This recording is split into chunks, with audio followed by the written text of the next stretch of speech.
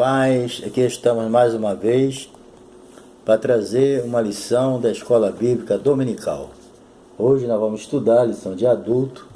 Nós estamos estudando aí a Igreja Eleita e hoje nós vamos estudar a lição de número 11, que fala sobre os atributos da unidade da fé, a humildade, mansidão e longanimidade. Vai ser o assunto de hoje, que é o fruto do Espírito. O nosso texto áureo, ele diz: rogo-vos, pois eu, preso do Senhor, que andei como é digno da vocação com que foste chamado. Isso aí é o tema principal, né? Efésios 4:1. E a verdade prática, ela fala a unidade da igreja depende que os crentes evidenciem no cotidiano a humildade, a mansidão e a longanimidade. O nosso texto aqui, a nossa leitura bíblica em classe, ela se encontra em Efésios capítulo 4, versículo de 1 a 4 e Colossenses capítulo 1, versículo de 9 a 12. E o nosso objetivo geral é mostrar que a unidade da igreja de Cristo é o resultado da humildade, mansidão, longanimidade na vida dos crentes. Então, sem essas qualidades aqui, que nós chamamos de fruto do Espírito, porque segundo a Bíblia, não tem como haver uma unidade no corpo de Cristo, né, se não houver essas qualidades, né? Então, nós vamos ter uma lição muito importante. Fica conosco ali até o final. Se você ainda não deu aí, não fez a sua inscrição, não se esqueça de se inscrever, dê o seu like, dá o seu toquinho no sininho aí para tu receber novas notificações e também deixa o seu comentário aí para animar mais a gente aí, tá bom? Deus te abençoe, fica conosco aí até o final, tá bom? Obrigado aí pela moral. Vamos lá, os atributos da unidade, da fé, humildade, mansidão e longanimidade. Então a nossa introdução aqui nessa lição, nós vamos estudar uma virtude, as virtudes, não uma não, as virtudes fundamentais que traz à igreja uma unidade perfeita. Repetindo, sem humildade, sem mansidão, sem longanimidade, não tem como haver uma unidade no corpo de Cristo, né? Vai haver muita divisão, muita separação, e quando existe isso, né, é porque realmente está faltando essas virtudes, certo? Essas virtudes são fundamentais na igreja do Senhor. Então, independente do tempo que a pessoa tem de crente, que às vezes a pessoa fala, eu tenho 50 anos de crente, não precisa disso aí, nada disso. Quanto mais velho a gente fica, mais a gente precisa dessas virtudes na nossa vida. O fruto do Espírito ele não tem nada a ver com o tempo de crente, não. Tem que haver com a liberdade que eu dou ao Espírito Santo de fazer a obra dentro de mim, certo? E também eu tenho muitos dons espirituais, não quer dizer nada também. Fruto do Espírito e dons espirituais são coisas diferentes. O dom você recebe instantaneamente, você pode ser usado por Deus num dom que você tem, mas fruto do Espírito já é ligado ao teu caráter, ao teu comportamento. Quantas pessoas têm tantos dons espirituais e são murmuradores, são negligentes, né? Até endeusam os seus dons, mas não tem fruto do Espírito, não tem testemunho de crente, não se controla. Então é isso que nós vamos ver aqui, a importância do fruto do Espírito na vida do crente, principalmente essas três qualidades aqui, certo? Então, os dons são importantes, o tempo de crente é bom, né? Mas tudo isso tem que ter acompanhado de um caráter transformado, né? Não quer dizer que tempo de crente não quer dizer nada, que os dons espirituais não são importantes, que os dons são para servir a igreja. Mas se tudo isso não for acompanhado de um caráter transformado, de um domínio, de um controle, quer dizer, é complicado, não é? Às vezes você destrói 20 anos de crente em 1 minuto, né? Por falta o quê? Do fruto do Espírito. Então vai ser muito importante essa lição aqui. Nós vamos ter Jesus como nosso exemplo principal, Moisés e outros homens aí, ok? Então, nós vamos agora aqui para a primeira parte. Não se esqueça, muitos foram desaprovados do seu ministério porque faltou fruto do Espírito. Perfeito ninguém vai ser, não é? Ninguém vai ser perfeito, mas a gente tem que vigiar, e o fruto do Espírito é fundamental na nossa vida. Se não der lugar ao Espírito Santo, se não se convencer disso, a gente vai viver sempre na carne. Vamos lá, número 1. Para ver a unidade é preciso humildade, né? Sendo humilde é uma virtude imprescindível, né? Para o fortalecimento da comunhão cristã. É necessário que os crentes sejam humildes diante de Deus e da igreja. Eu sou humilde com Deus, mas com meu irmão não, aí essa humildade é meio complicada, não é? Como é que eu sou no vertical e no horizontal não sou? É igual que eu amo a Deus, meu irmão não. A Bíblia diz, se alguém diz eu amo a Deus, não ama seu irmão, é mentiroso. Então, se eu sou humilde com Deus, não sou com meu irmão, tem mentira aí.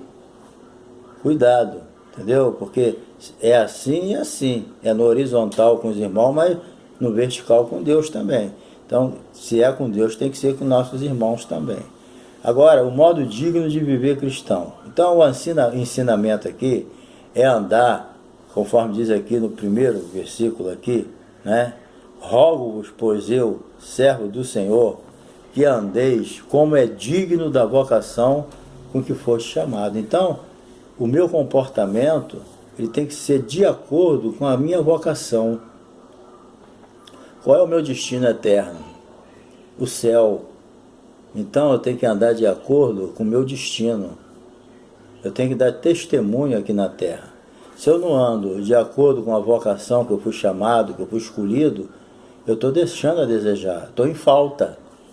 A Bíblia é bem clara que nós devemos andar de acordo com a nossa vocação, com aquilo que eu fui chamado.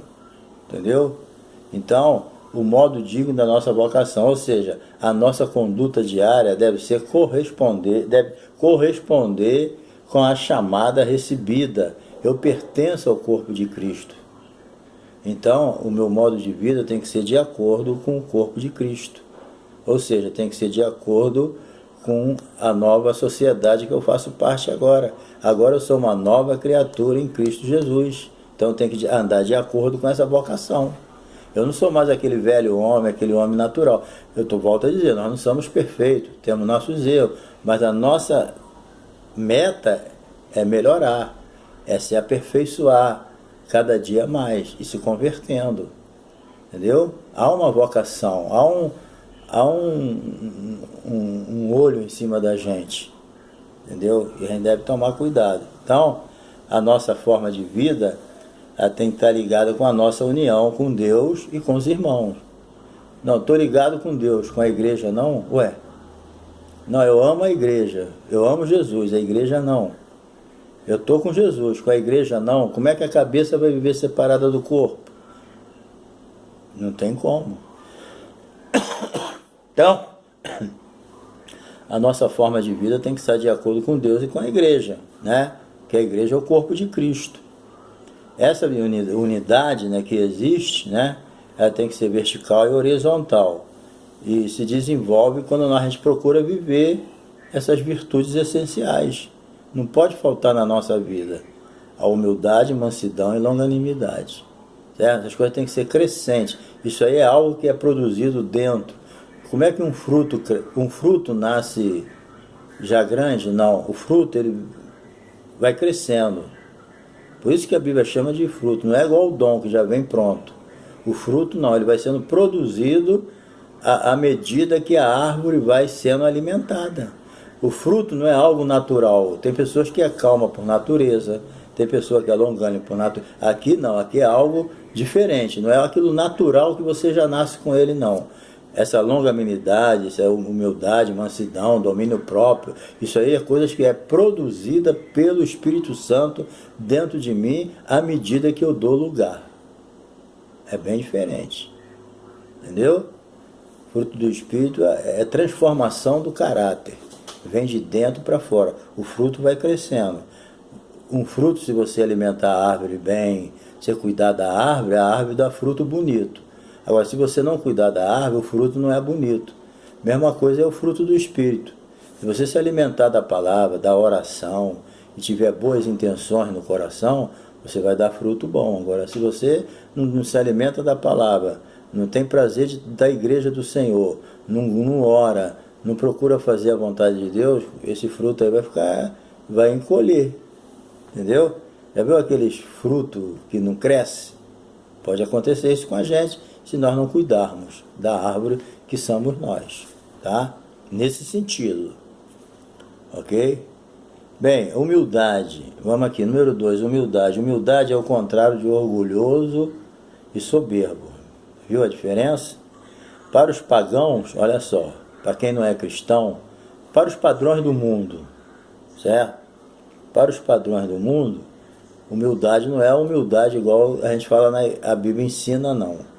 Então, para o mundo, o pagão lá que seja, a humildade não era uma virtude. No tempo que Paulo falou isso, humildade não prestava não, entendeu? Pelo contrário, era considerado uma atitude negativa. As pessoas humildes eram consideradas pessoas fracas, inútil, entendeu? Então, e isso aí é que é a dificuldade de você ser humilde nesse mundo, entendeu? Então, é necessário você ter mesmo o Espírito Santo na tua vida, onde a humildade é considerada uma coisa ruim, certo? Então, o caráter e falta de amor próprio, entendeu? É humilde, você não tem amor próprio, não? As pessoas pensam assim. E não é nada disso, né? Então, Cristo, ele é o exemplo da virtude da humildade, né? Lá em Filipenses capítulo 2 diz, né, que Jesus não teve por usurpação ser igual a Deus, mas aniquilou-se a si mesmo, esvaziou-se a si mesmo e assumiu uma forma humilde de servo, entendeu? Foi espontaneidade dele. Então Jesus mostrou essa virtude e hoje ele foi exaltado porque a Bíblia diz que a humildade precede a honra. No ponto de vista de Deus, antes de você ser honrado, você tem que ser humilde. É assim que Deus vê, entendeu? Então Jesus também mostrou humildade, não só se esvaziando, né, não da sua divindade, que ele nunca deixou de ser Deus, ser divino, mas se esvaziou da sua glória. E também quando ele estava na sua forma de servo aqui na terra, ele fez uma coisa que só escravo fazia, que era lavar os pés dos discípulos, das outras pessoas. Jesus lavou os pés dos discípulos e falou, do jeito que eu fiz, vocês façam também. Não é que Jesus queria que a gente ficasse lavando o pé um do outro, mas ele estava ensinando que nós, assim como ele era humilde, nós também era. Ele era Senhor. Ele falou, vocês me chamaram Senhor, e está certo, eu sou Senhor mesmo. Mas se eu sendo Senhor lavei os pés de vocês, que vocês não podem lavar o pé um do outro? Se eu sou humilde, por que vocês não podem ser? Eu que sou filho de Deus Altíssimo, sou divino, deixei o céu, estou aqui, vou voltar, e depois eu vou vir para dominar tudo. Se eu lavei os pés do Senhor, de vocês, por que vocês não podem lavar os pés uns dos outros? Humildade, certo? Então, a gente tem que reconhecer o valor. Jesus não só foi humilde, mas deu exemplo. E Jesus não era humilde só de blá blá blá, não. Bem, às vezes a gente né? A verdadeira humildade. Bem, difícil haver harmonia e unidade numa coletividade quando a humildade não falta, entendeu? Aonde a humildade é desprezada, prevalece o quê? O orgulho, entendeu? E não há como ter unidade, união no orgulho, entendeu? Porque a unidade, ela faz parte da humildade. O orgulhoso, ele é individualista. Ele não tem interesse em unidade porque ele é que tem que ser a figura principal. E às vezes numa unidade todo mundo desaparece. Na unidade da igreja, todo mundo é igreja, ali não tem um melhor do que o outro. É todo mundo igual, do ponto de vista de Deus. E para o soberbo e orgulhoso, isso não presta, ele tem que aparecer, ele tem que ser o melhor, ele tem que estar na frente, porque senão não dá, ele é orgulhoso, ele é soberbo, não aceita submissão, a humildade está fora do contexto dele, Então, se não é humilde, é orgulhoso, mas para ser parte da unidade tem que ser humilde. Porque senão muitos não têm nem condição de trabalhar em equipe, porque o orgulho, a vaidade, a soberba não permite. Entendeu? Porque muitas vezes você na equipe, não é você, é a equipe, isso aí só dá para o humilde. Ele não quer o progresso só dele, ele quer o progresso da equipe, ele quer o progresso do povo, ele quer o progresso de todo. E o soberbo não, ele quer só o progresso dele. Aí as coisas não funcionam. Não há unidade onde não tem humildade. Entendeu? Então, quando existe a verdadeira humildade, ela coopera para a harmonia, que é o importante numa coletividade, para prosperar. Entendeu? Então, essa virtude e as demais só pode ser produzida por quem? Dentro do contexto da igreja? Pelo Espírito Santo. Sem o Espírito Santo, querido, trabalhando dentro da gente, e a gente dando lugar, é claro que o Espírito Santo ele é um hóspede educado, né? Ele, se você permitir, dentro de você, ele vai fazer maravilha, e vai te colocar do jeito que Deus quer, entendeu? Então não tem como desenvolver uma conduta transformadora sem que o Espírito Santo opere. Não tem como isso acontecer, né? Então, vamos para uma tossezinha para despertar, né? Nós vamos agora para a segunda parte. Para haver uma unidade também é preciso mansidão. Não significa, muita gente pensa que ser manso é ser medroso, é ser bobo, é bater o pé e sair correndo. Não é nada disso não. Tem muita gente corajosa demais, mas é manso. Entendeu? Nós vamos estudar isso agora. Então, a mansidão, ela produz no crente, falamos sobre humildade, agora a mansidão. A mansidão, ela produz no crente a capacidade de resolver conflitos, entendeu? Promovendo o quê? Paz e conciliação. A pessoa mansa não quer confusão, ela quer resolver o problema, entendeu? Então a mansidão, ela é um estado que deriva da humildade, quer dizer, é interligado, não tem como você ser manso se não for humilde. Uma coisa puxa a outra. Não tem como o exaltado ser manso. Pisa no pé do exaltado, pisa no pé do soberbo, para tu ver o problema que tu vai arrumar. Então, a mansidão, ela vem derivada da humildade também. É o fruto do Espírito. A mansidão é um fruto do Espírito, certo? Não tem como ser manso sem ser humilde. Então, o termo mansidão, ela indica moderação nas atitudes, entendeu? Bom trato para com o semelhante e ausência de precipitação. Jesus tinha entre todas essas qualidades. Jesus tinha todas as qualidades, inclusive essa, entendeu? A mansidão. Ele falou, vinde a mim, todos vós que estáis cansados e oprimidos, sobrecarregados, eu vos aliviarei. Tomai sobre vós o meu jugo e aprendei de mim, que sou manso e humilde de coração. Então, há pessoas que ele é manso e humilde de aparência. Tu olha assim, é uma humildade, uma mansidão em pessoa. Mas de coração, vai bater de frente com ele para você ver. Se tu não sair correndo, tu apanha. Entendeu? Não tem nada de manso. Mas Jesus aqui não era manso de aparência. Jesus aqui era manso de coração. Certo? Dois grandes exemplos de mansidão. Moisés e Jesus, né?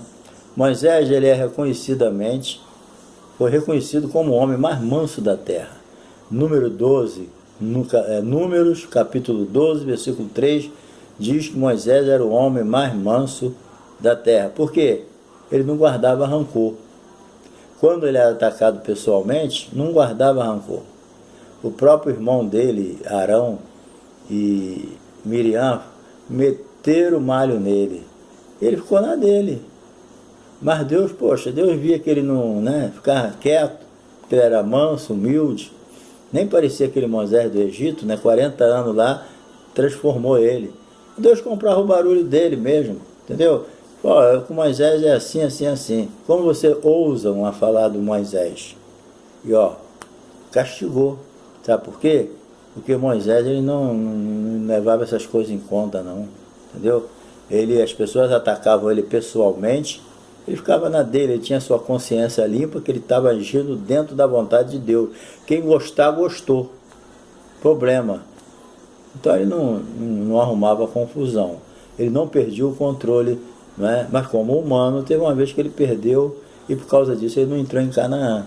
Mas perder o controle para Moisés não era o costume dele, entendeu?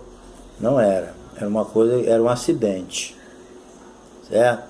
Não era a regra. A regra é ele manter o controle. Perder o controle já não era a regra, era uma exceção. Deu para entender? Perfeito ninguém é, mas Moisés pode ser um exemplo para nós.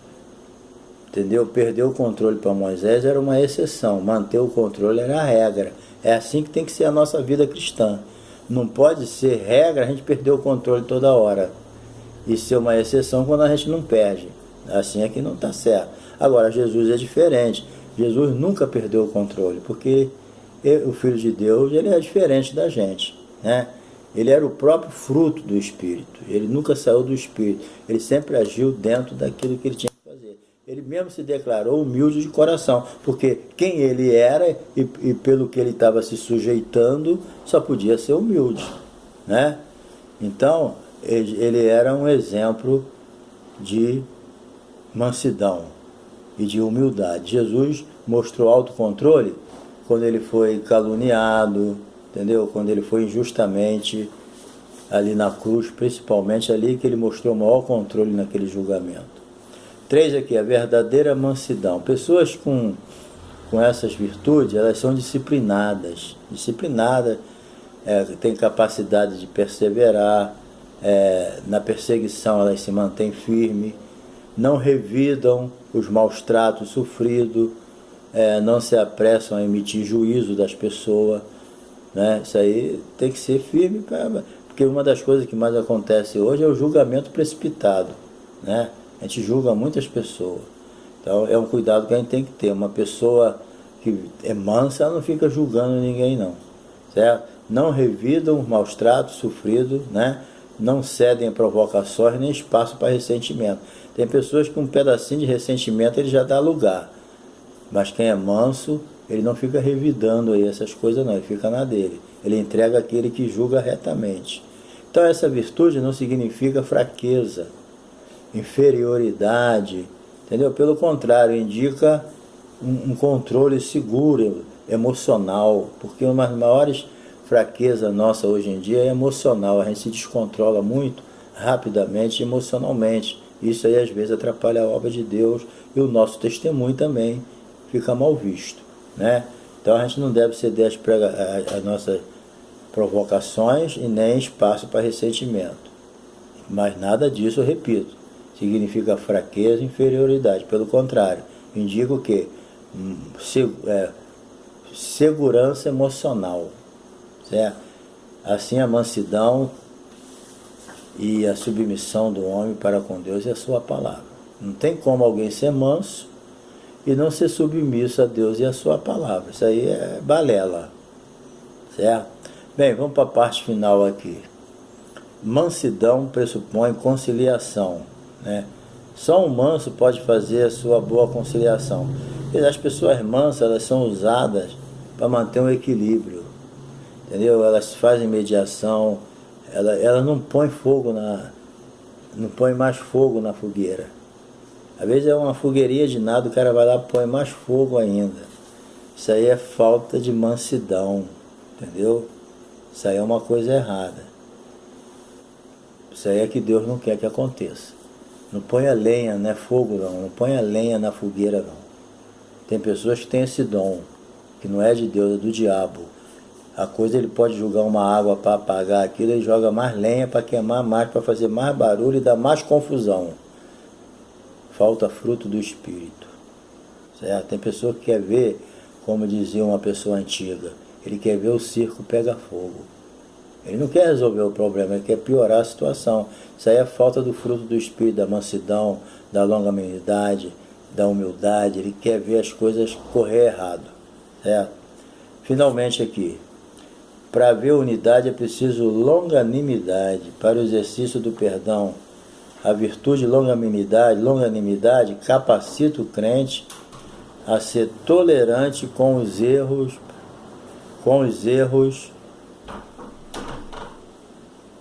da mansidão, para ser o exercício do perdão e virtude. Para haver unidade é preciso longanimidade, repetindo, para ficar correto. Para o exercício do perdão, a virtude, longanimidade, capacita o crente a ser tolerante com os erros alheios e assim liberar o perdão aos ofensores. Entenda bem, isso aqui tem que ser bem explicado. Aqui é você ser tolerante para com os erros das pessoas, significa você ter paciência com a pessoa. Não é você tolerar o pecado, aceitar o pecado, achar que está certo, não. Não é isso, não tem nada a ver.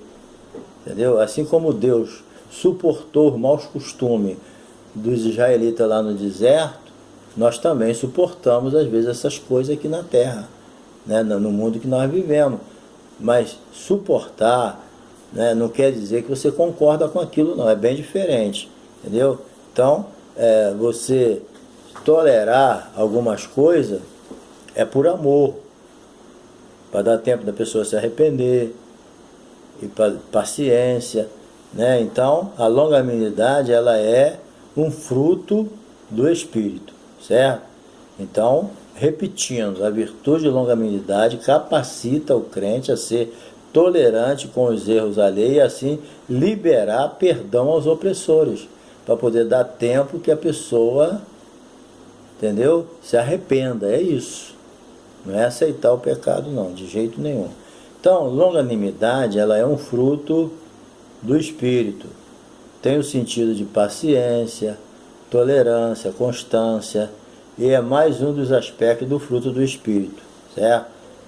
Na minha opinião, só existe um fruto do Espírito, com vários aspectos, né? Como amor, paz, longanimidade, mansidão, blá, blá, blá. Então, significa suportar os maus costumes das pessoas, as suas condutas, mas sem concordar com aqueles erros. Esperando o quê? Uma mudança de comportamento, esperando o quê? Um arrependimento na vida da pessoa. Como Deus no deserto, né? Com os hebreus. Bem, número 2 aqui. Suportando uns aos outros. Nos momentos mais difíceis da jornada cristã, a gente enfrenta muitas situações conflituosas, né? Lógico, você já deve ter passado muita coisa na vida, eu também. A gente enfrenta problemas muito difíceis de suportar, né? E às vezes nós temos que suportar o quê? Uns aos outros. Nós temos que suportar uns aos outros.